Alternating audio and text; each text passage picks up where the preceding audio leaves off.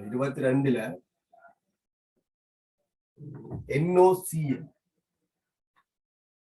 NOCl வந்து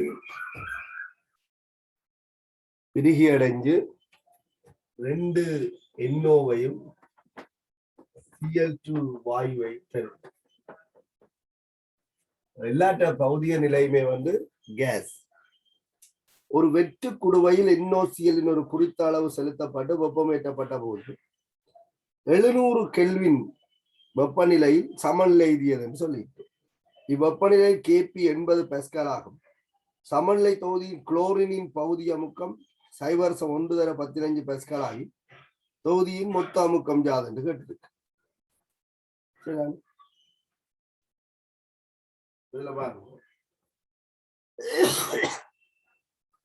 எங்களுக்கு சமநிலை கலவையில இன்னோவினதும் குளோரினதும் பௌதிக முக்கத்தை காணக்கூடிய அளவுக்கு தரவு இருக்குது. என்னன்னு சொன்ன வெற்றிடமாக்கப்பட்ட குடுவைக்கு NOCl எடுக்கப்பட்டதால் இந்த சமநிலை பெறப்பட்டிருக்கு.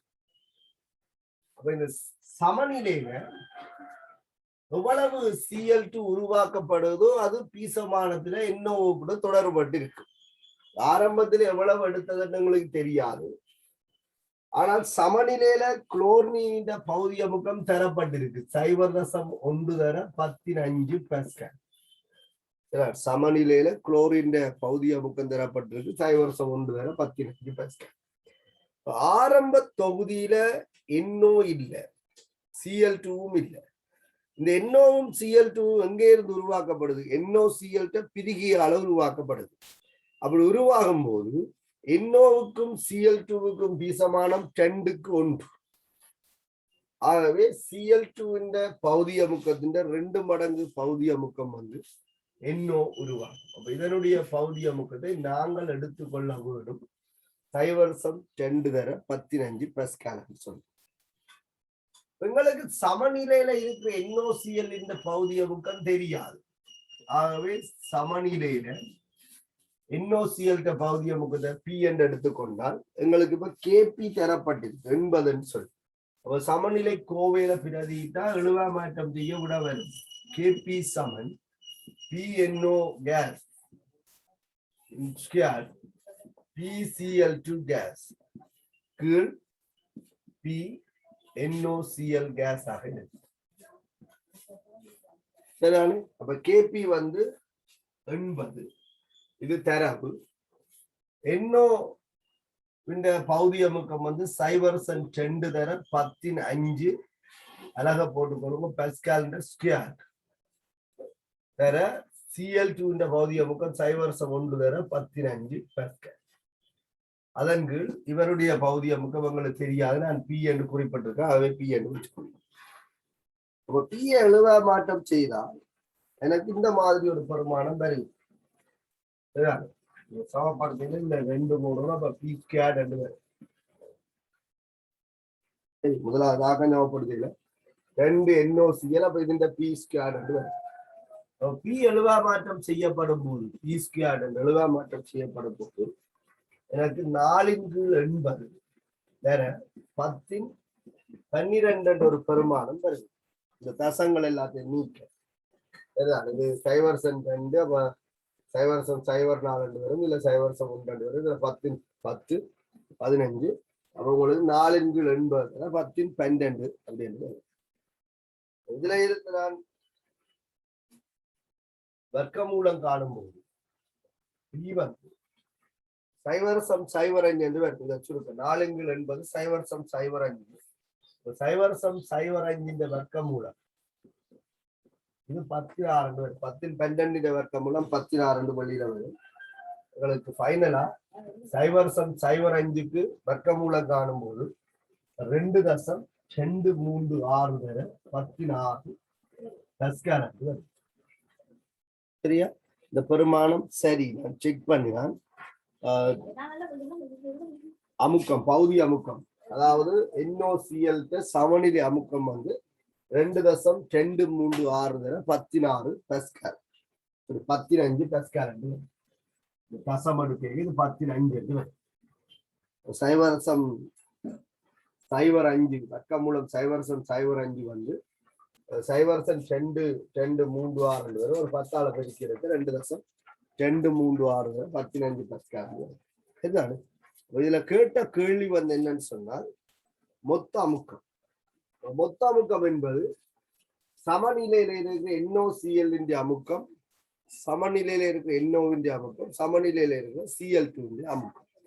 இந்த 3 அமுக்கங்கள்டையும் கூட்டுத்தொகை தான் உங்களுக்கு மொத்த அமுக்கமாக வரும்.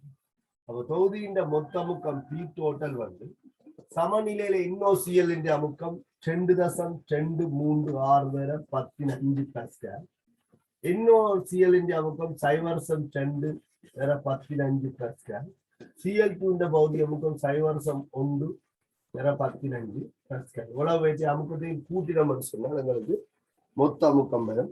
இந்த மொத்த அமுக்கம் வந்து 2.536 வரை 15 பாஸ்கல்.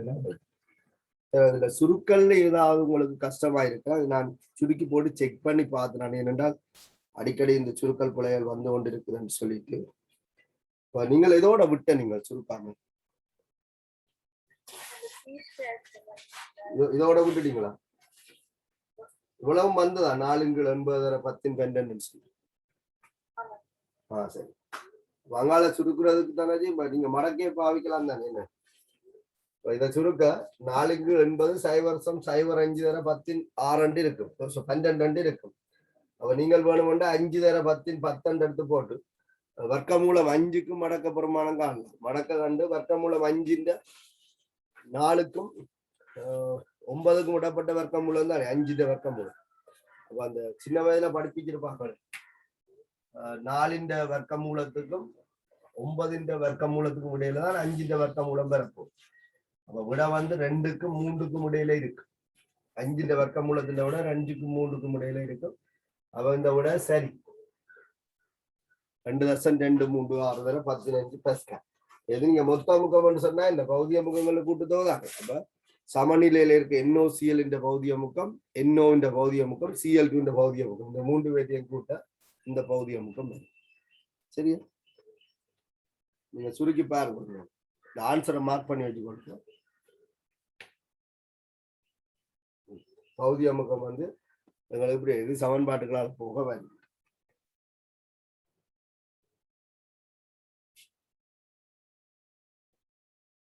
ஆன்சரை மார்க் பண்ணி இந்த பெருமானம் சரி.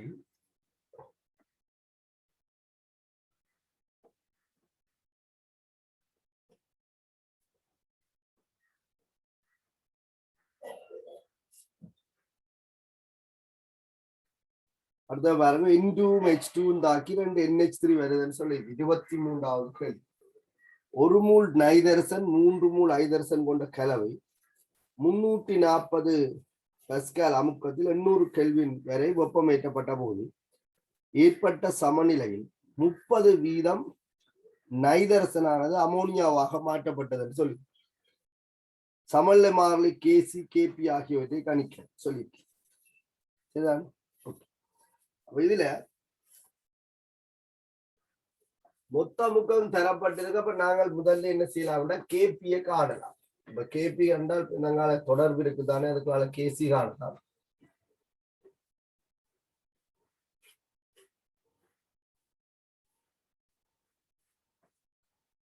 ஆரம்பத்துல N2வும் H2வும் எடுக்கப்பட்டு சமநிலை அடைய அனுமதிக்கப்பட்டிருக்கு. இந்த சமநிலையில எல்லாமே வாயுக்கள். இது ஒரு புறவெப்ப தாக்கம் என்று முதல் உங்களுக்கு சொல்லி இருக்கேன். வாயு மூல எண்ணிக்கை குறைகிற திசையில நடக்கிற தாக்கங்கள் புறவெப்ப தாக்கங்களாக இருக்கும்னு சொல்லி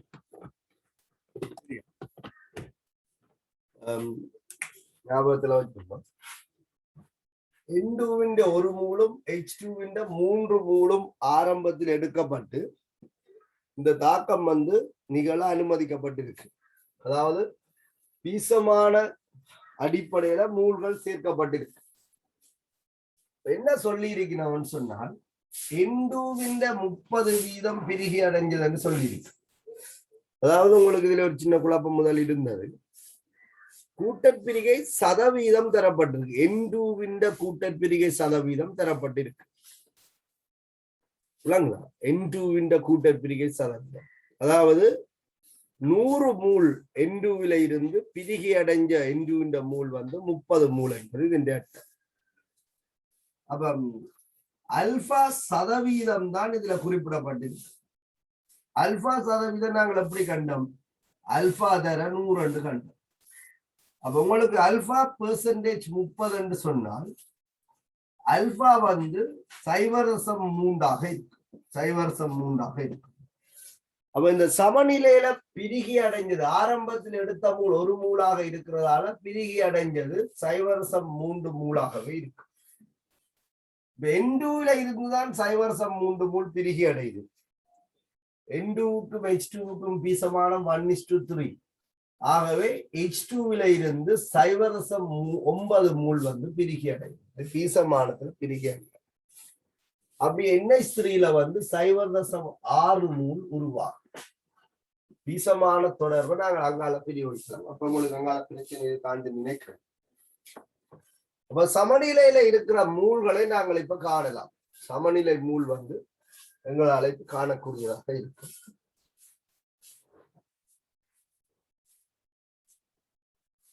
சமநிலை மூல்கள் ഇതിന്റെ സമനില മൂൽ 0.7 இது 2.1 இது 0.6 சமநிலை. உங்களுக்கு மொத்த அமுக்கம் தரப்பட்டிருக்கிறதால நாங்கள் மூல் பின்னத்தை கணிச்சு மூல் பின்னத்துக்குள்ளால என்ன செய்யலாம்னு சொன்னால் கேபியை காணலாம். இதுல நீங்கள் பகுதி அமுக்கத்துக்கான ஒரு ஆப்ஷனை போட்டீங்கன்னு சொன்னது இதுல வச்சு பகுதி அமுக்கம் காணலாம். மொத்த மூல் வந்து 3.4 அமையுது. மொத்த மூல் வந்து 3.4 வருது. 3.4 மேல் தசம் 7. அப்ப நான் 34 மேல் 7 என்று போட்டு கொடுப்பேன். மொத்த அமுக்கத்தை நான் பி என்று குறிக்கிறேன். பிய பிரதியிட்டு நீங்கள் அதுல பெருமானத்தை எடுத்துக்கொள்வோம். 21/34. இது 6/34. எல்லாருக்கும் மொத்த அமுக்கம் பியால பெருக்கணும்னு சொன்னா பகுதி அமுக்கம் கிடைக்கும். சரியா? நான் வந்து என்ன செய்யல என்று சொன்னால் இதுல அமுக்கத்தை பிரதிட்டு அமுக்கத்தை சுருக்கியில சுருக்கி இருந்தால் உங்களுக்கு சுகமா விட வந்திருக்கலாம் என்ற மொத்த அமுக்கம் வந்து 340 என்று சொல்லி இருக்கிறேன். மொத்த அமுக்கம் 340 என்று சொல்லி இருக்கிறோம். அப்ப உங்களுக்கு இதுல பகுதி அமுக்கத்துக்கு ஒரு பெருமானம் வரும். 7/34 தர 340 தர 15. அதே மாதிரி 21 தர 340 தர 15. அதே போல இதுலயும் 6/34 தர 340 தர 15 என்று வந்துடும். நான் என்ன செய்யலன்னு சொன்னால் இதுல சுருக்கையில் இதுல பி என்று வச்சுக்கொண்டு கோவையில ஒன்றை பிரதிட்டா எனக்கு இந்த பெருமானங்கள் கொஞ்சம் வெட்டுப்பட்ட ஒரு 2 அமுக்கம் தான் மிஞ்சும். சரி, 2 அமுக்கம் தான் மிஞ்சும். அந்த 2 அமுக்கத்தை கருத்துல ஒண்ணு நீங்க செய்தீங்களா? இந்த கேள்வி அங்கால சுருக்கி எடுத்தீங்களா?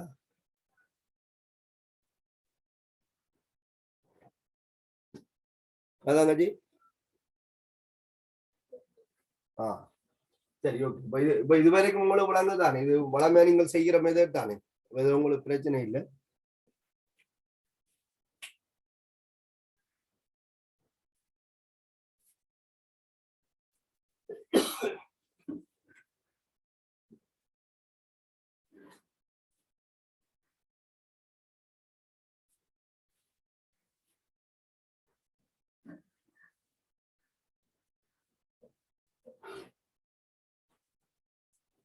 சரி, அப்ப இந்த இடத்துல வச்சு நான் பிரதி நீங்கள் அமுக்கத்தை காணுங்க. அப்ப கேபிக்கு வந்து உங்களுக்கு கோவை எழுதினீங்கன்னா கேபி சமன் அமோனியாவின் பகுதி அமுக்கம் അതിന്റെ ஸ்கொயர். அப்ப 6p/34 தர 6p/34 என்று வரும். ஸ்கொயர்ன்றதை நான் இப்படி எழுதுறேன். ஏண்டா இன்னத்துல வச்சிருந்தா சுவம் பட்ட சுவம். அதே போல N2 பகுதி அமுக்கம் N2 பகுதி அமுக்கம் அது தலைகீழா மாறும். 34/7p என்று. H2 பகுதி அமுக்கம் 34/21p தர 34/21p தர 34/21p என்று. சரி, இப்ப இதுல நான் சோர்ட் அவுட் பண்ணி போட்டுதான் பிக்கு கொண்டு வந்து பிரதிட்டு நான் இதுல வந்து கீழே வந்து 2 இடத்துல அமுக்கம் மிஞ்சும். மேல இருக்கிற 2 அமுக்கம் வெட்டுப்படும். 34 எல்லாம் வெட்டுப்பட்டதுன்னு சொன்னா டீக்கு நாங்க 340 பிரதி இடைக்க எங்களுக்கு கேபி வந்து 5.553 தர 10/16 பஸ்கால் -2 என்ற ஒரு பெருமானம். இதை சுருக்கினீங்களா சாத்தியப்படும். சுருக்கி எடுத்தான் ஆன்சரை செக் பண்ணாலும் ஓகே.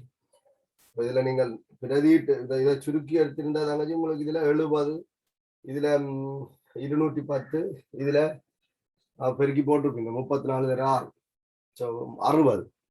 சரி, அப்ப அதுல போட்டு எடுக்க உங்களுக்கு சுகமா இருந்திருக்கு. நான் அந்த இடத்துல சுருக்கல நேரடியா கொண்டு வந்து பிரதிட்டேன். சரியா, உங்களோட விட வந்து 5.553 தர 10/16 பஸ்கால் -2 ஆக அமையும். இதை நீங்க பிரதிட்டீங்கன்னா சரி. உங்களுக்கு இப்ப கேபி தெரியும். சரியா, கேபி தெரியும். கேசிய கேட்டிருக்கு, சமல்ல மாறலி கேசிய கேட்டிருக்கு. வெப்பநிலை தந்திருக்கோம் 800 கெல்வின் சொல்லி. அப்ப கேபி சமன் கேசி இன்டு ஆர்டி முழுவதன் டெல்டா என். இதான் நீங்கள் நிறுவி எடுத்த தொடர். உங்கள் டெல்டா என் விளைவு வாயு மூல எண்ணிக்கை செய்ய தாக்கி வாயு மூல எண்ணிக்கை. அவர் டெல்டா எண்ணுக்கு பதிலாக 2ல இருந்து கழிக்க போறீங்கள் 4 செயல் 2.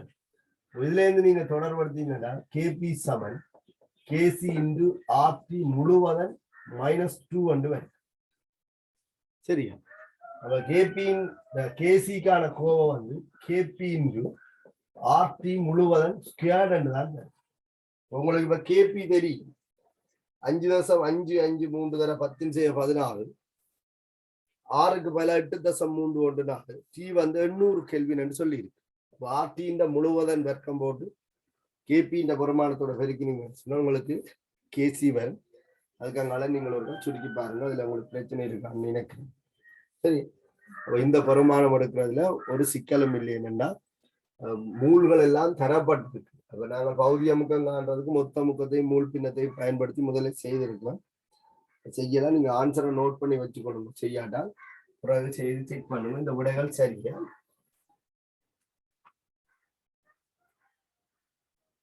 அங்காளி ஒன்றுமே செய்யலையோ இல்லை என்றால் இதுதான் செய்யலையோ.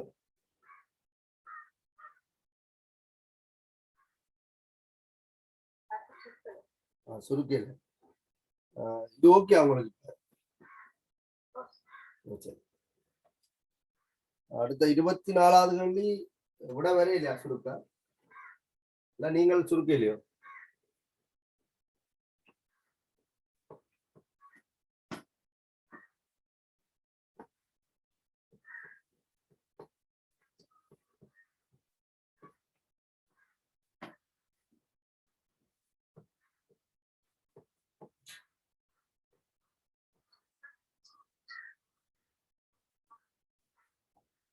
இருபத்தி 4வது கேள்வி நான் முதல் யோசிக்கும் போது எனக்கு ஒரு மாதிரி இருந்தது.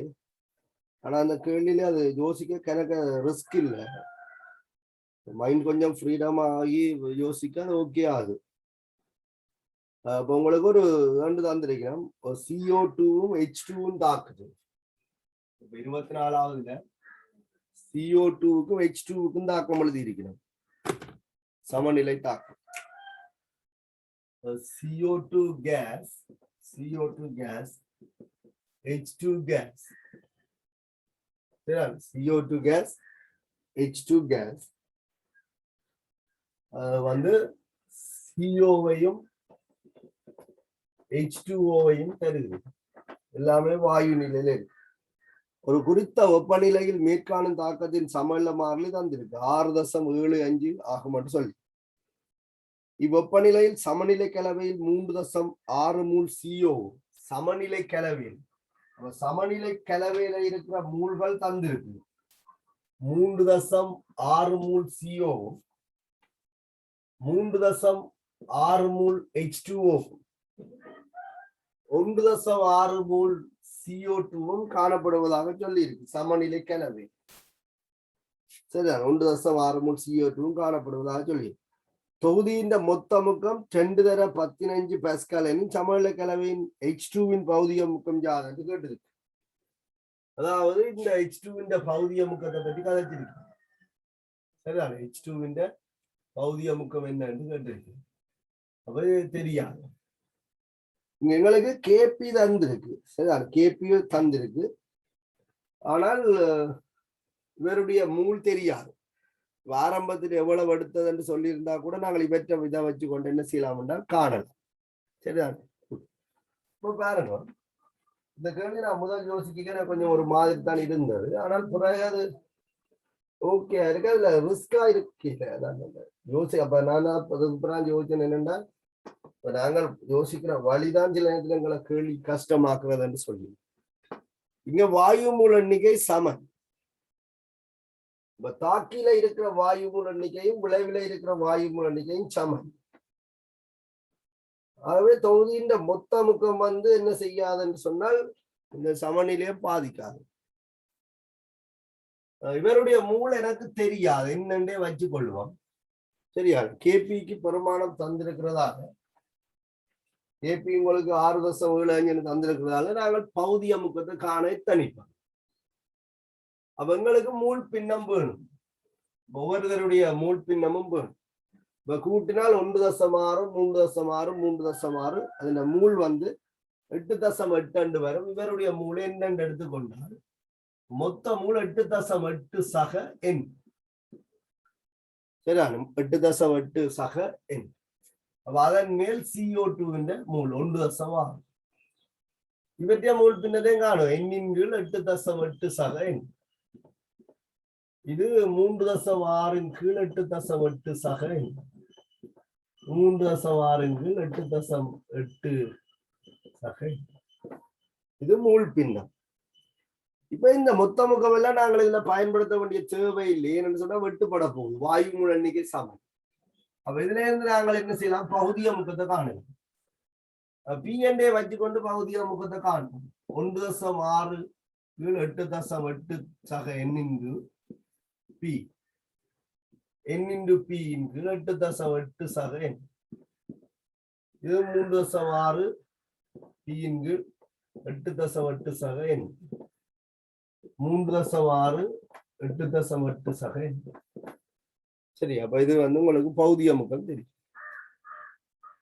கேபி தந்திருக்கிற முறையில நாங்க கேபிக்கு தான் போகணும். கேபி சமன் சிஓவின் பௌதிக முக்கம் வேற H2O பௌதிக முக்கம் அதன் கீழ் CO2 பௌதிக முக்கம் தர H2 பௌதிக முக்கம். சரிதான். இதுல நீங்க பாத்தீங்கன்னு சொன்னால் வாயு மூல எண்ணிக்கை சமன். அப்ப இந்த அமுக்கம் இந்த மூல் பின்னத்தின் மொத்த மூல் எல்லாமே வெட்டுப்பட போகும். நான் பிரதிடுறேன். அதிண்ட பௌதிக முக்கம் 3.6 p இன் கீழ் 8.8 சக எண் தர 3.6 p இன் கீழ் 8.8 சக எண். இது அவருடைய பௌதிகம். இது கீழே வேண்டி வரும். தலைகளாமா 8.8 சக எண்ணின் கீழ் 1.6 p என்று வரும். அதே போல 8.8 சக எண்ணின் கீழ் 1.6 p.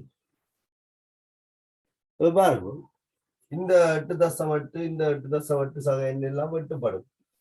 இந்த முக்கம் இந்த முக்கம் இந்த முக்கம் எல்லாம் வெட்டுப்படும். இப்ப எங்களுக்கு தெரியாதது என்னன்னு சொன்னால் எண். இந்த இதுல நான் மாறி போட்டேன். எண்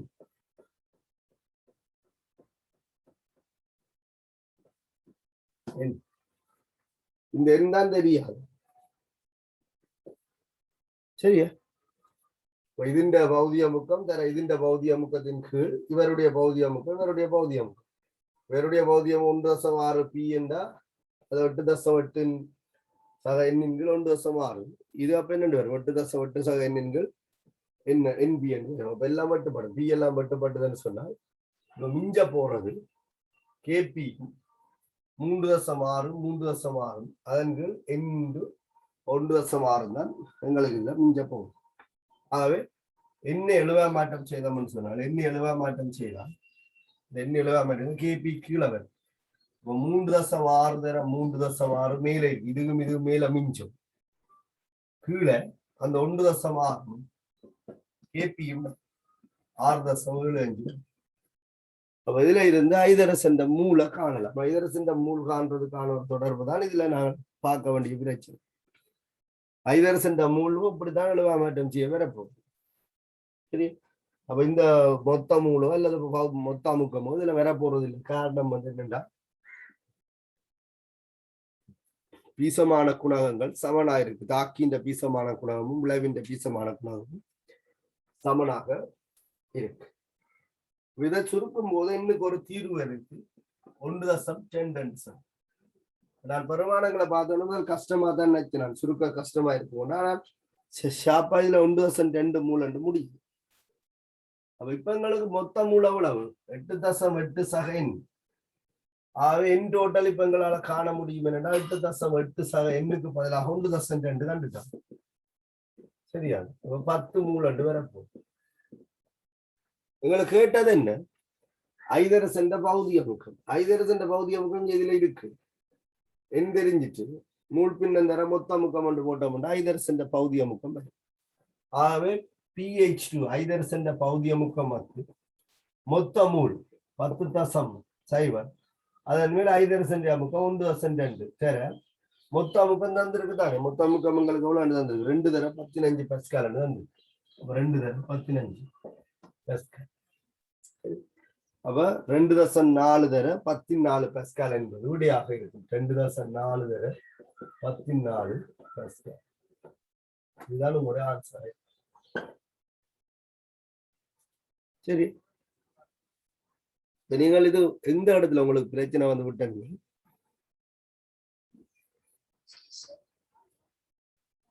இல்ல இதுல எங்க உங்களுக்கு பிரச்சனை வந்து விட வரையில?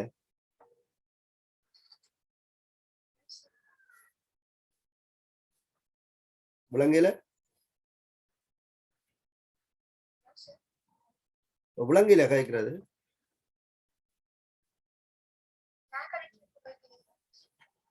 ஓ, எனக்கு முதல் விலங்கையில இதுல எங்க உங்களுக்கு பிரச்சனை வந்து கேட்கலாம்.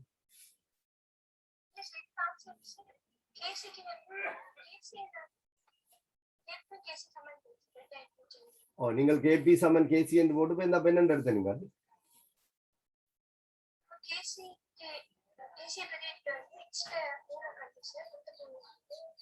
ஓ, எல்லாம் பேர் ஒன்று தானே. இப்ப நீங்கள் இதுல வச்சு மூல் தெரிஞ்சிருக்கிற முறையில என்னென்று எடுத்துக்கொண்டு எண்ணிங்கள் வி என்று போட்டுங்க. வியும் மட்டும் படம் தானே. இப்ப பிரச்சனை இல்லை தானே.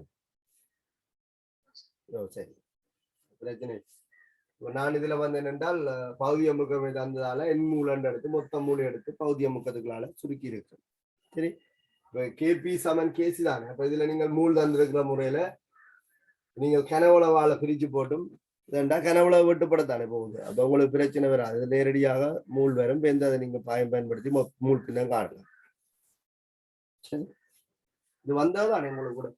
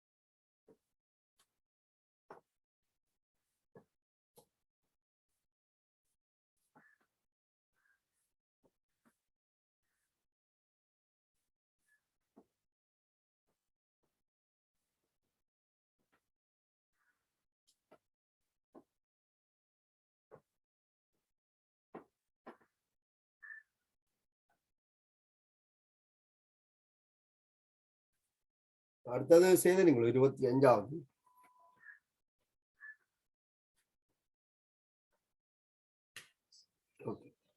அதுல பாருங்க, பின்வரும் தாக்கத்தின் சமநிலை மாறிலி கேபிக்கான ஒரு கோவையை கூட்டப்பிரிவு அளவு ஏ என்று சொல்லி இருக்கிறேன்.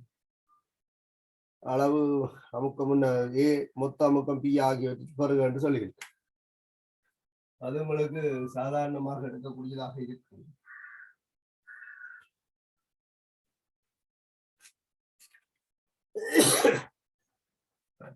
AB4 ஏ சொல்லிட்டா வேணும். இதை நீங்க கவனிக்கவும். கவனிக்காட்டா உங்களோட விட எல்லாமே பிளக்கும். 2B2 case. பிசிக்கல் கெமிஸ்ட்ரியை பொறுத்தவரையில பௌதீக நிலை மிக முக்கியமானது.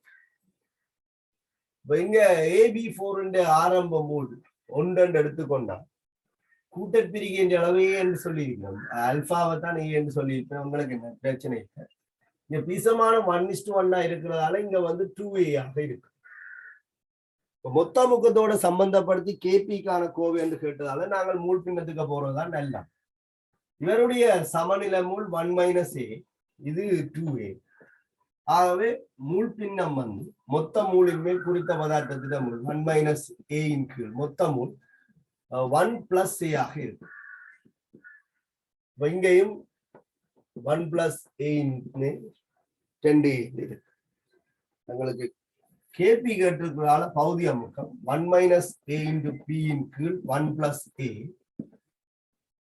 2A × P இன் கீழ் 1 + A. சரி, இப்ப நாங்கள் கேபிக்கு கோவையில பிரதிட்டோம்னு சொன்னால் B2 கேஸ் தான் இப்ப எங்களுக்கு இருக்க போகுது. இது இருக்காத, இது கவனம். பௌதிக நில திண்மம் என்பதால இவர கருத்துல கொள்ளக்கூடாது. இந்த ஃப்ளோவில் நீங்கள் அதுக்கும் அல்பா ஏ போட்டிருப்பீங்கன்னா உங்களோட மொத்த விட பிழைக்கும். B2 பௌதிக முக்கத்தின் ஸ்கொயர் 2A × P இன் கீழ் 1 + A இன்டு 2A × P இன் கீழ் 1 + A. நான் ஸ்கொயர் என்று போட்டா வெட்ட கஷ்டம் பண்ணிட்டு தனித்தனியா போகணும். அப்ப இது வந்து தலைகளா மாறிக்க 1 + A இன் கீழ் 1 - A × P என்று. இதுல ஒரு 1 + A, இதுல ஒரு 1 + A மட்டுப்படும். இதுல ஒரு அமுக்கம், இதுல ஒரு அமுக்கம் மட்டுப்படும். அப்ப உங்களுக்கு பெருக்கினீங்கன்னு சொன்னால் 4A² × P என்று. 4A² × P ஒன்றின் வர்க்கம் சய A இன் வர்க்கமாக இது வளம் வந்ததா. 4A² × P இன் கீழ் ஒன்றின் வர்க்கம் சய A இன் வர்க்கம். சரி, இனி அங்கால நீங்கள் பிரதியிடுதானே உங்களுக்கு அதுல B பகுதி சொல்லப்பட்டிருக்கு. என்னன்னு சொன்னால் AB4 50% கூட்டப்பிரிகை அடைஞ்சன்னு சொல்லி, அதாவது அல்பா பெர்சன்டேஜ் 50%. ஆகவே அல்பா வந்து 0.5. இப்ப இதுல அந்த குழப்பம் தீர்ந்துட்டோம். முதல் அந்த கூட்டப்பிரிகின்ற அளவு பிரிகின்ற அளவுன்ற பிரச்சனை இருந்தால் ஓகே தானே. சரி, அப்ப நாங்கள் இதுல பிரதிடுறாங்க. ஏ வந்து தசமஞ்சன்னு தந்திருக்கோம். அப்ப எங்களுக்கு கேபி சமன் 4 தர 0.5 வர்க்கம் வேற உங்களுக்கு மொத்த முக்கம் தரப்பட்டிருக்குது 10 தர 15 பாஸ்கல் என்று சொல்லி 10 தர 15 பாஸ்கல் மொத்த முக்கம். சரியா?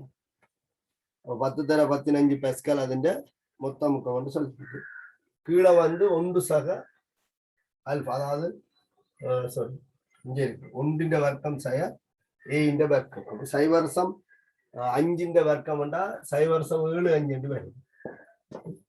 0.75 உங்களுக்கு இது சுருக்கும் போது 13.33 தர 15 பாஸ்கல் என அமையும். இதை நீங்க 1.33 தர 16 பாஸ்கல் என்று சரிதானே. 1.33 தர 16 பாஸ்கல். அடுத்த சி பகுதியில் ஒரு கேள்வி கேட்டிருக்க இலச்சட்டிலிருந்து தத்துவத்தை பிரயோகிக்கிற சம்பந்தமாக நுண்தூள் வடிவத்தில் ஏ சொலிட், நுண்தூள் வடிவத்தில வந்து ஏ சொலிட் வந்து சேர்க்கப்படுதான் தொகுதியும் சேர்க்கப்பட தாக்கத்தின் சமநிலைக்கு யாது நிகழும் என்று சொல்லி, இந்த சமநிலை கோவையில உள்ளடங்கப்படாத எந்த ஒரு கூறும் சமநிலையை பாதிக்காது.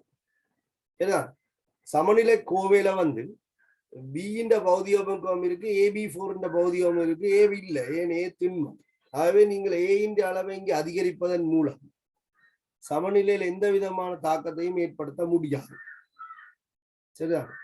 அப்ப வேற சொல்லியிருக்கா நுண்தூள் வடிவத்தில் A கேஸ் A சொலிட் மேற்கான தொகுதிக்கு சேர்க்கப்பட்டால் தாக்கத்தின் சமநிலைக்கு யாது நிகழும். சமநிலை மாறாது. முதலாவது கூட சமநிலை மாறாது. காரணம் சமநிலை கோவையில A இல்லை. அப்படி சொல்லிக் கொள்ளலாம். சமநிலை கோவையில ஏ இல்லை அல்லது ஏ வந்து திண்ம நிலையில காணப்படுது. ஆகவே சமநிலை தாக்கத்தை பாதிக்காது என்று விடையளிக் கொள்ளலாம்.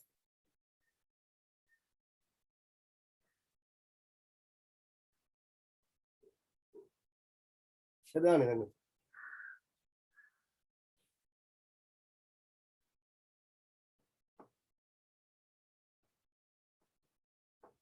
இந்த விட வந்ததானே உங்களுக்கு போச்சு.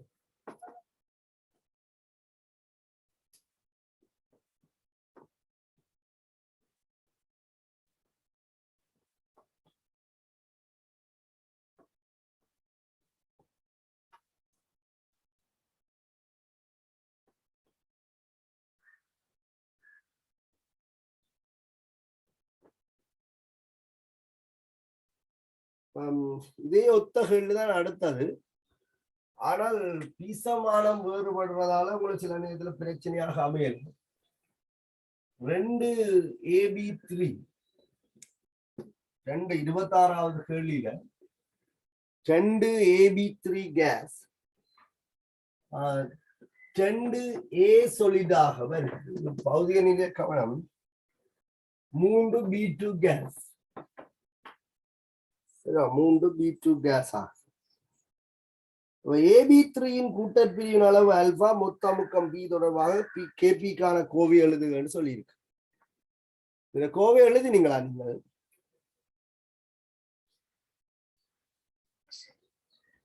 உங்களோட கோவை என்ன மாதிரி இப்படி ஒரு விட வந்ததுன்னு இருக்க பாக்குறீங்களா? செக் பண்றீங்களா? உங்களுக்கு உங்களை விட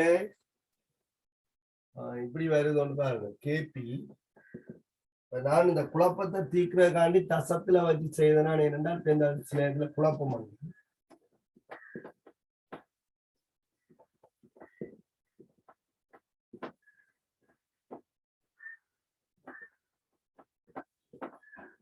இப்படி இருக்கலாம் நிறுவல், அல்லது இந்த தசத்தை நீங்கள் விட்டால் உங்களுக்கு இப்படி சில நேரத்துல வரலாம்.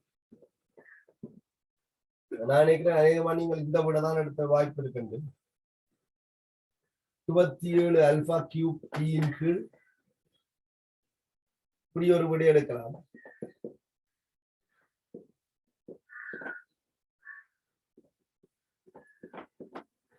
இத மாத்த கொஞ்சம் முடிவு பண்ணா இப்படி வரும். கொஞ்சம் முடிவு பண்ணா இந்த மாதிரி வரும்.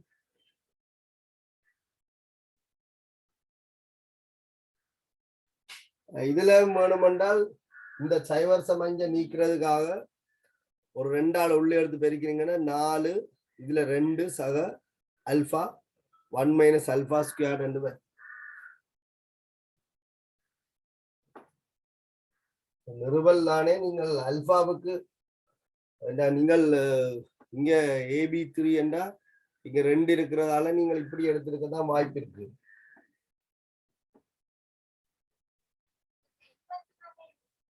விளங்கல?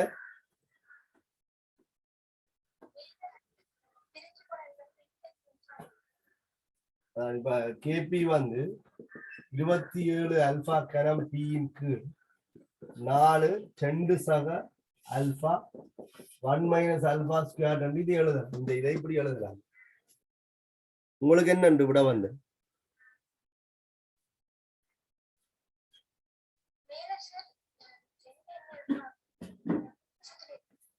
தசத்திலே வச்சிருந்தீங்க. இப்படி வரையில அப்ப 1.5 வரையில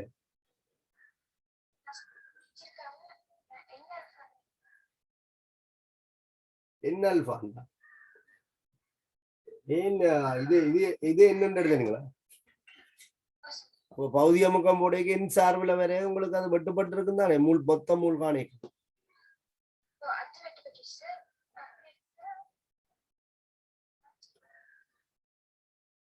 ஓ சரி இருக்கட்டும், நாங்கள் இருக்க பாப்போம். என்னன்னா இதுல நீங்கள் இதுல 2 இருக்கிறதாலதான் அந்த முதலாவது கல்லில் 1 இருந்ததால அது உங்களுக்கு பிரச்சனை இல்லை. 1 சை அல்பாண்டு வந்திருக்கும். இங்க 2 இருக்கிறதால உங்களுக்கு சில இதுல குழப்பி இருக்கும். அதுல பிரச்சனை இல்லை, இருக்க பார்ப்போம். இதுல சுருக்கினால் உங்களுக்கு விட வேறத்தானே வேணும். இந்த கோவையில் இதுல எந்த ஒரு கோவை நீங்கள் தொடர்படுத்திருந்தாலும் அதுக்கு பிரதியிடும் போது வார பெருமானம் வந்து மாறாது. ஃபைனலா கேபி வந்து 1/16 பாஸ்கல் வருது இல்லையா? இந்த விட வந்ததா?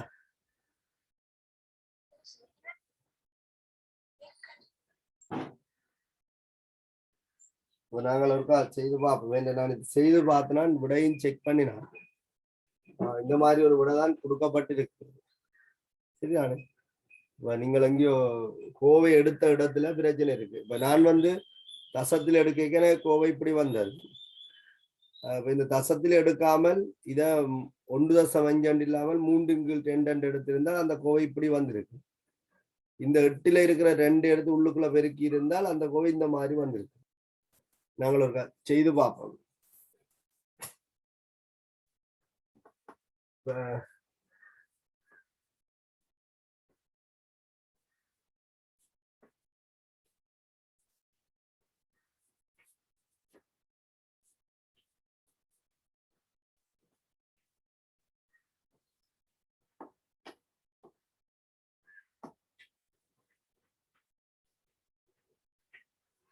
ஆரம்பத்துல நீங்க என் மூலண்டு எடுத்தானே ஏ மூலண்டு எடுத்தானே மூல் பின்னங்காலைக்கு அது வெட்டுப்படும். அப்ப அதுல எங்களுக்கு இப்ப பிரச்சனை இல்லை. கூட்டப்பிரிகின்ற அளவு அல்பான்னு சொல்லி இருக்கு. அல்பா என்பது ஒரு மூல்ல இருந்து பிரிகி அடைகிற அளவு தான் அல்பா.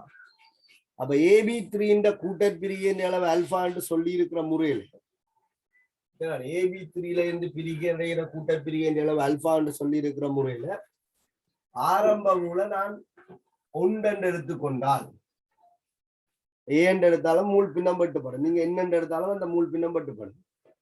நான் 1 எடுத்துக்கொண்டால் இந்த 1ல இருந்து பிரிஞ்சதான் அல்பா. இருக்கு ஒரு மூல்ல இருந்து பிரிஞ்சதான் அல்பா. ஆகவே தோன்றுறது பீசமானம் 2க்கு 3 2ஆல பிரிச்சு 3ஆல பெருக்க போறீங்க. உருவான அளவு வந்து 1.5 அல்பா. அதான் நான் உங்களுக்கு சொல்ல வந்தேன். இதுல நீங்கள் பீசமானத்தை பற்றி யோசிக்க இதுல உங்களுக்கு குழப்பி இருக்கும். நீங்கள் அதை பற்றி யோசிக்க தேவையில்லை. கூட்டப்பிரிகின்ற அளவு என்பது ஒரு மூல்ல இருந்து பிரிகி அடைகிற அளவு. இங்க எவ்வளவு பிரியுதோ அது பீசமானத்துல உருவாகும். இப்ப நீங்கள் சொல்றீங்க என்னன்னு சொல்றீங்க. அப்ப நீங்க என்ன சொல்லியிருப்பீங்களா? என்ன அல்பா பிரியுதுன்னு சொல்லியிருப்பீங்க. இங்க எவ்வளவு உருவானதுன்னு கேட்டா 2ஆல பிரிச்சு 3ஆல பிரிக்கு என்ன அல்பான்னு சொல்லியிருப்பீங்க. அப்ப 3x2 என்ன அல்பான்னு சொல்லிருக்கீங்க. என்ன கூட்டேக்க மொத்த மூல் வரைக்கும் எல்லாம் என்ன செய்யும்? வெண்பட்டுப்படும். அப்ப நீங்கள் எண்டுக்குள்ள இப்ப போவாதீங்க. இது இருக்கட்டும். ஒரு மூல்ல இருந்து பிரிகி அடைஞ்ச அளவு அல்பா.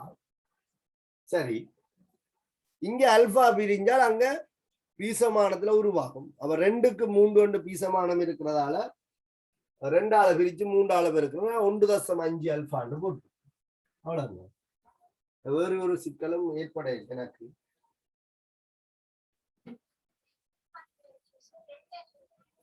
நீங்க ஆரம்பத்துல 2 என்ன எடுத்தீங்களா?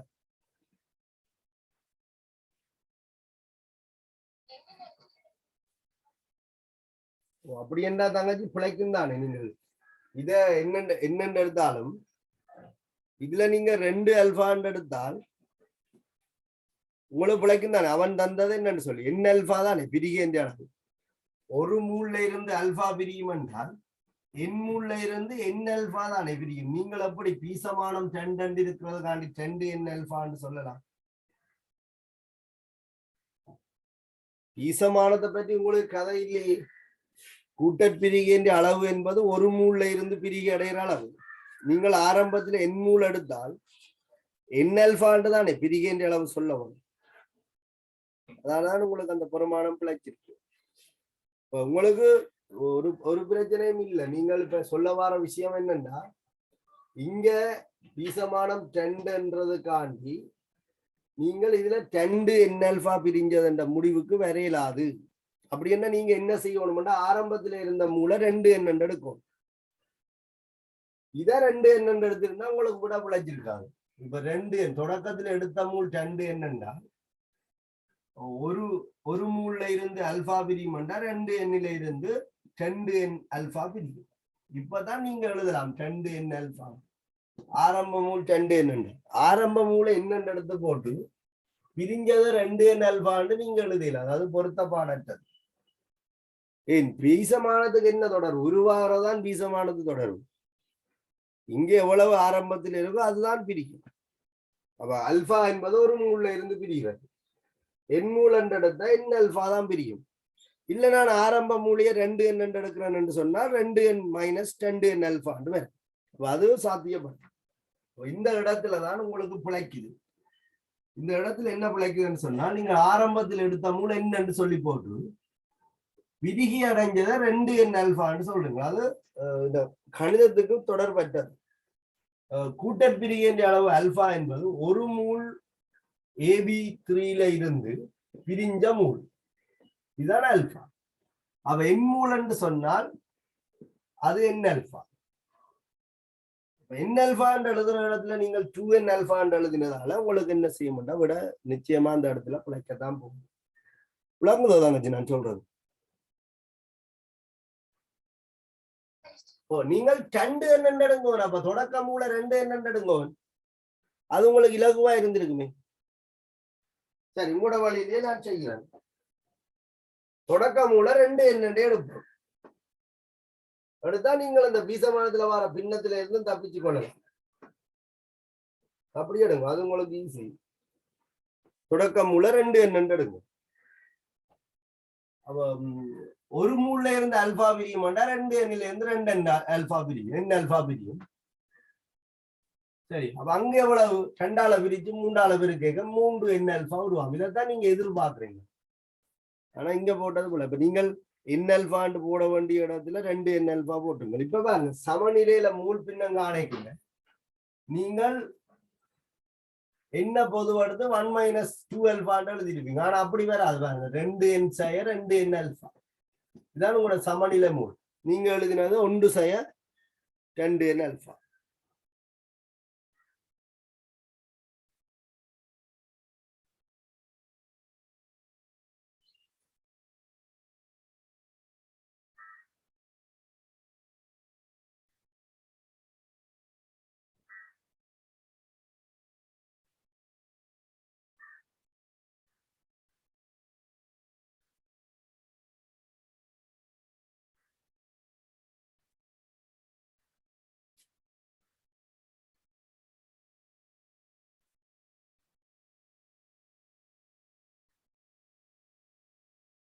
சரி, அப்ப சமநிலை மூல் வந்து ஆரம்பத்துல 2n எடுத்தா பிரிஞ்சது 2n அல்பா, அப்ப 2n சய 2n அல்பா.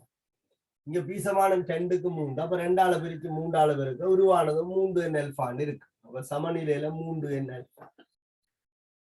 மொத்த மூல் வந்து 2n சய 2n அல்பா 3n அல்பா. அப்ப உங்களுக்கு 2n சக n அல்பா என்பதா மொத்த மூல. சரியா?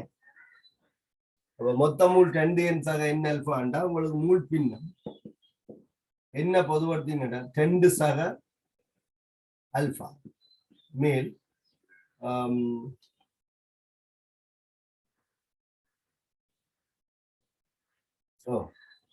மேல வந்து உங்களுக்கு என்ன பொதுவடுத்திங்கன்னா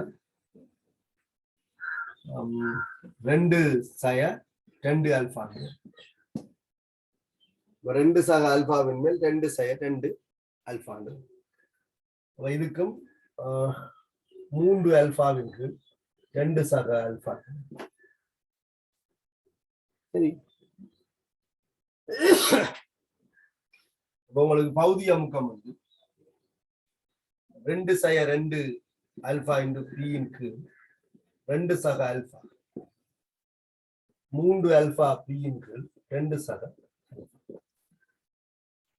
சரியாதாங்க? இதை நீங்கள் கொண்டே கோவையில பிரதிட்டு சுருக்கினீங்கன்னு சொன்னால் உங்களுக்கு அதுல பிரதிட்டு விட வருமானு நான் நினைக்கிறேன். நான் வந்து எனக்கு இந்த குழப்பங்கள் எனக்கு மாறும். என்ன இந்த சுருக்கல்ல எனக்கு இந்த குழப்பங்கள் வரும், அப்படி வீசமான குழப்பங்கள் வரும். அப்ப நான் என்ன செய்யறேன்னா தசமண்டாலும் சில நேரத்துல ஓகேண்டு கொண்டு போறேன். எங்களுக்கு வளமையான மெதட் என்ன, ஒரு மூல்ல இருந்து பிரிகிறது அல்பா. அப்ப அதுக்கு என்ன, ஒரு மூல்ல இருந்து அல்பா பிரியுமெண்டா உருவாகிறது வீசமானத்துல இருக்கு. இப்ப நீங்கள் இங்க பின்னம் வருமன்றதுக்காண்டி இதை குழப்பினீங்கன்னா அதுக்கேற்ற மாதிரி என்ன சொல்லணும், இவரை எடுத்துக்கொள்ளும்.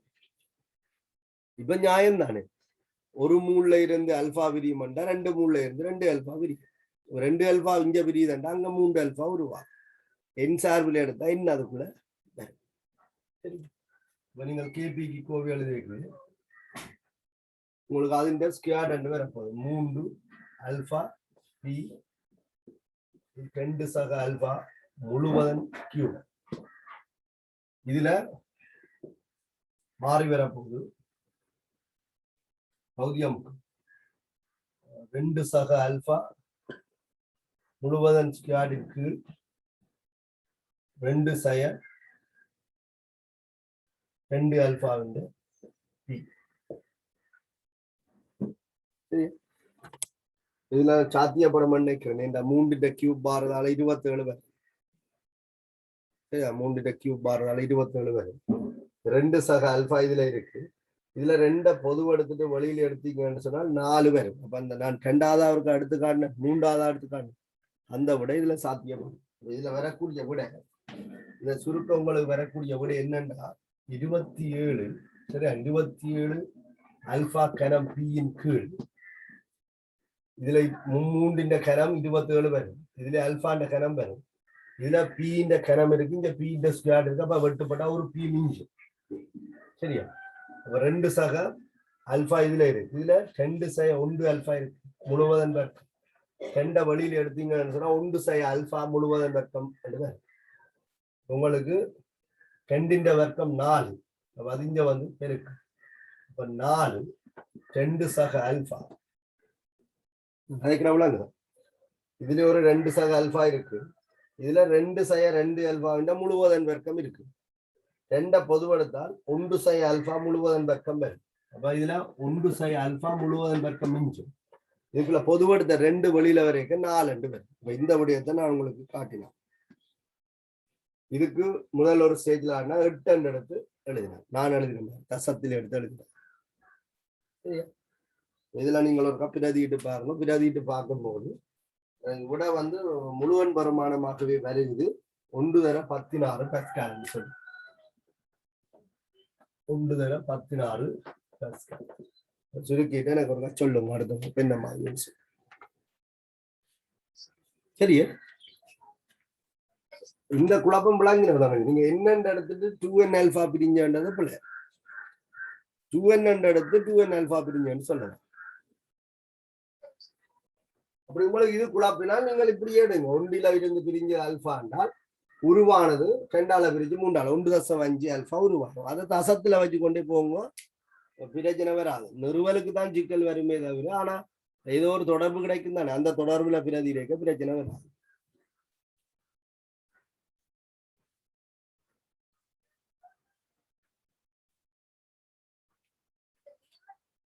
விளங்கல?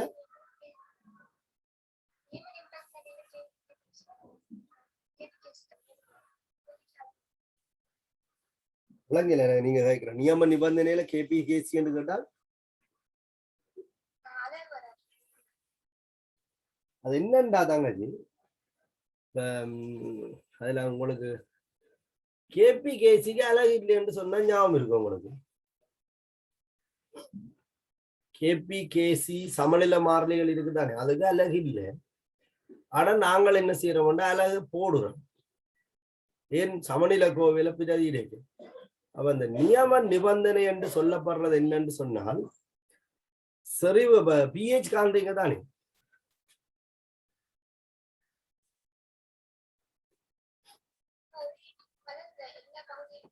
ஓ, நியம நிபந்தனை என்று சொல்லும் பிஹெச் இருக்குதான் உங்களோட பிஹெச்ல வச்சு நான் அதை விளங்கப்படுத்திருக்கேன். பிஹெச் மைனஸ் H3O பிளஸ் இந்த செறிவு என்றுதான் எழுதுறீங்க. சரிதான், இப்படித்தானே எழுதுறீங்க. இந்த பிஹெச் இந்த வரைவிலக்கணத்தை நீங்க ஒரு பாத்தீங்கன்னா தெரியும். ஹைட்ரோனியம் அயனின் செறிவு மூல் டெசிமீட்டர் -3ல இருக்கணும் சொல்லி. அப்ப அழகுக்கு அழகோட கொண்டு வந்து பிரதிட்டீங்கன்னா பிஹெச்சுக்கு அப்படி அழகு இல்லாமல் போகும். பிஹெச்சுக்கும் அழகு வரும் இல்லோ. இது பாருங்க, செறிவு 0.1 மூல் டெசிமீட்டர் -3 என்று வருது. H3O பிளஸ் தெரியும். இந்த சமன்பாடுல பிரதி இருங்க, -log அடி 10 0.1 மூல் டெசிமீட்டர் -3 என்றால் நீங்க பிரதிடணும். அப்படி பிரதிட்டால் 1 வரும். அந்த அழகு எங்க போட்டுது? இந்த அழகு பெறத்தானே போகுது. அப்ப அதுல இப்ப கோவையை நீங்க பாத்தீங்கன்னு சொன்னா அநேகமா நான் பிரதியிடும் போது டெபினிஷன்ல என்ன சொல்லப்பட்டிருக்கு? அலகு மூல் டெசிமீட்டர் மைனஸ் 3 இருக்கணும் என்றால் அலகு ஏற்கனவே இந்த சமன்பாட்டிலும் இருக்கு மூல் டெசிமீட்டர் மைனஸ் 3. சரியா?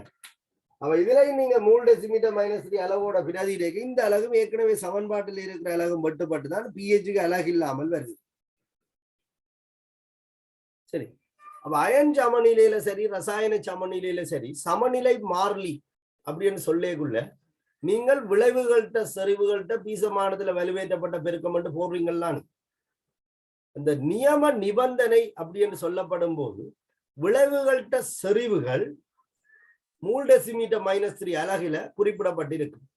அப்ப செறிவுக்கு பிரதியிட பெருமானமும் மூல் டெசிமீட்டர் மைனஸ் 3 அலகை கொண்டிருக்கிறதால கோவையில இருக்கிற அலகும் பிரதியிட்ட அலகும் வெட்டுப்படும்.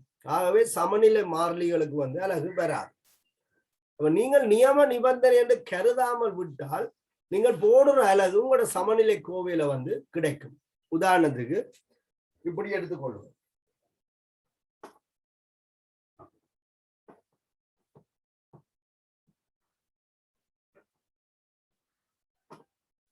இயக்கவியல் கொள்கையின்படி இந்த சமநிலை மாறிலிகள் எல்லாம் பரிமாணமற்ற ஒரு மாறிலிகளாக தான் குறிப்பிடப்பட்டிருக்கு.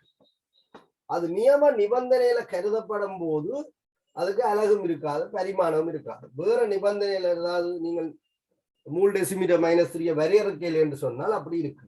இப்ப உதாரணத்துக்கு பாருங்க, இப்ப HA என்ற ஒரு அமிலம் இருக்கு.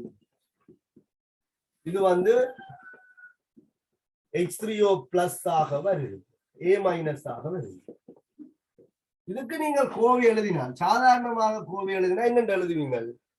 H3O பிளஸ் இந்த சரிவு நீங்க கோவை எழுதி H3O பிளஸ் இந்த சரிவு A மைனஸ் இந்த சரிவு கீழ் HA இந்த சரிவு என்று எழுதுவீங்க. இது சாதாரணமாக நீங்க எழுதணும். இந்த கோவையில நீங்கள் பிரதியிடும் போது உங்களுக்கு இதுக்கு ஒரு அலகு வரும் மூல் டெசிமீட்டர் மைனஸ் 3, இதுக்கு ஒரு அலகு வரும் மூல் டெசிமீட்டர் மைனஸ் 3, இவருக்கு ஒரு அலகு போடுவீங்க மூல் டெசிமீட்டர் மைனஸ் 3. இப்படிதான் நீங்க வளமையா படிச்சது. ஆகவே KA மூல் டெசிமீட்டர் மைனஸ் 3 என்று சொல்லப்படுகின்ற ஒரு அலகை கொண்டிருக்கும். நான் சொல்றேன் நியம நிபந்தனையில KAக்கு அலகு பரிமாணம் இல்லை. அப்ப நியம நிபந்தனையில இந்த சமநிலைக்கு நீங்கள் சமநிலை கோவை எழுதினால் எப்படி எழுத வேணும்? ஒரு மூல் டெசிமீட்டர் மைனஸ் 3 வரையறுக்கப்படுது நியம நிபந்தனையில அல்லது நியம நிலையில செறிவு ஒரு மூல் டெசிமீட்டர் மைனஸ் 3 வரையறுக்கப்படுது. ஆகவே ஒவ்வொரு சமநிலை கோவையும் KA H3O பிளஸ் இந்த செறிவின் சரியா ஒரு மூல் டெசிமீட்டர் மைனஸ் 3 வேற A மைனஸ் இந்த செறிவின் ஒரு மூல் டெசிமீட்டர் மைனஸ் 3 அதன் கீழ் HA இந்த செறிவின் ஒரு மூல் டெசிமீட்டர் மைனஸ் 3. இதுதான் அந்த நிபந்தனை. ஒவ்வொருவருடைய செறிவும் ஒரு மூல் டெசிமீட்டர் மைனஸ் 3 சார்பாக குறிப்பிடப்படுது. அப்ப நீங்கள் இப்ப H3O பிளஸுக்கு என்ன போடுவீங்க? ஒரு அலகோட பெருமானம் போடுவீங்க. அதுவும் இந்த நியம நிபந்தனை என்று சொல்லப்படுற சந்தர்ப்பத்தில் இருக்கிற இது வெட்டுப்படைகளை அலகு இல்லாமல் போய் KA அலகு பரிமாணமற்ற ஒரு மாறிலியாக வரும். அப்ப நீங்க ரசாயன சமநிலையிலும் இதுதான் நியம நிபந்தனை அப்படி என்று சொல்லப்படுகிற மூல் டெசிமீட்டர் மைனஸ் 3க்கு தான் நீங்க என்ன செய்யறீங்க? பிரதியீடு செய்யுங்க. ஒவ்வொரு சமநிலை செறிவுகளும் ஓரலகு செறிவுக்கு வரையறுக்கப்பட்டிருக்கு. சரிதானே? அப்ப அலகு பரிமாணம் பெறாது. பீசமானம் சமனா இருந்தானே சமனில்லாட்டானே பாருங்க, இவற்ற சரிவு ஒரு மூல் டெசிமீட்டர் மைனஸ் 3 சார்பா போடுறீங்க, இவருடைய சரிவே ஒரு மூல் டெசிமீட்டர் மைனஸ் 3 சார்பா போடுறீங்க, இவருடைய சரிவே ஒரு மூல் டெசிமீட்டர் மைனஸ் 3 சார்பா போடுறீங்க. அப்ப அலகு வெட்டுப்பட்டு KAக்கு அலகு வராது. இப்ப இருக்கிற ரிசோர்ஸ் புக்ல பாருங்க, சமநிலை மாறிலிக்கு பெருமானம் மட்டும்தான் தாராளே தவிர அலகு தரையும். அயன் சமநிலையில இந்த விஷயம் தெளிவா குறிப்பிடப்பட்டிருக்கு. வாசிச்சு பாருங்க. நியம நிபந்தனைகள் என குறிப்பிடப்படின், அதாவது ஒரு மூல் டெசிமீட்டர் மைனஸ் 3க்கு செறிவு வரையறுக்கப்படுகிற தாக்கிகள் விளைவுகள் எல்லாமே ஒரு மூல் டெசிமீட்டர் மைனஸ் 3 சார்பாக பிரதியிடப்படும். உங்களுக்கு அலகு வராது. சரிதானே? அதையா கேட்டீங்க?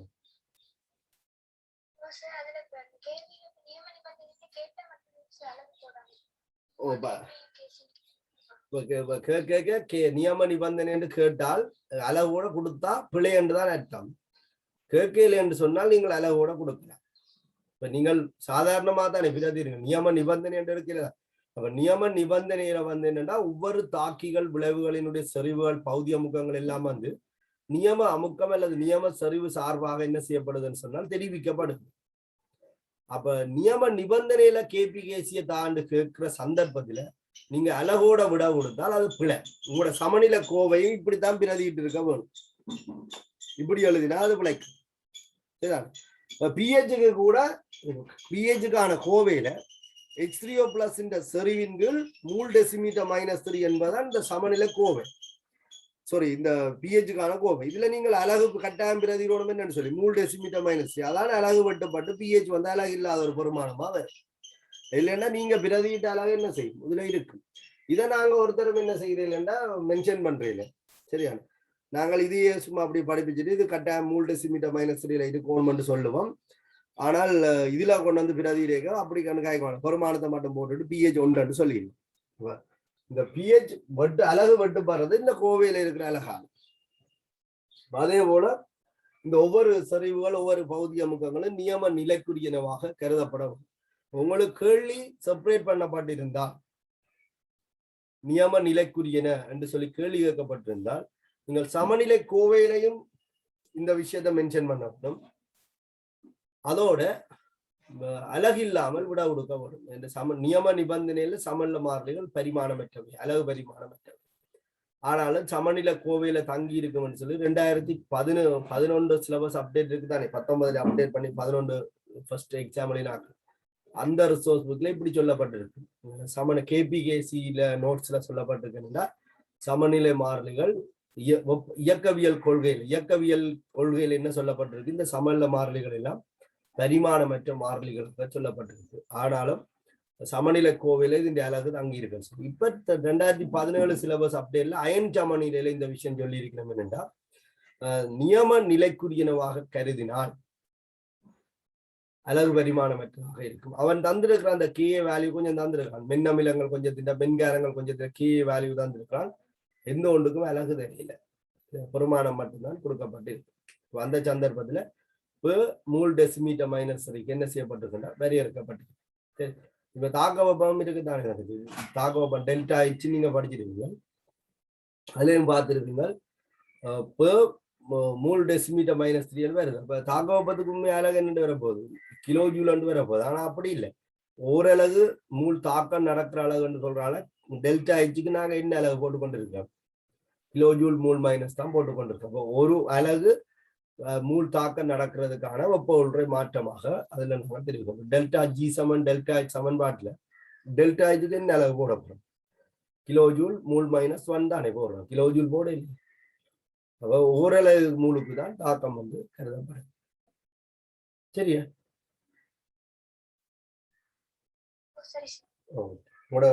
நீங்க கேட்க வந்த விஷயம் விளங்குனா ஓகே. நாங்கள் ஒரு 5 நிமிஷத்துல எடுத்த பார்ப்போம்.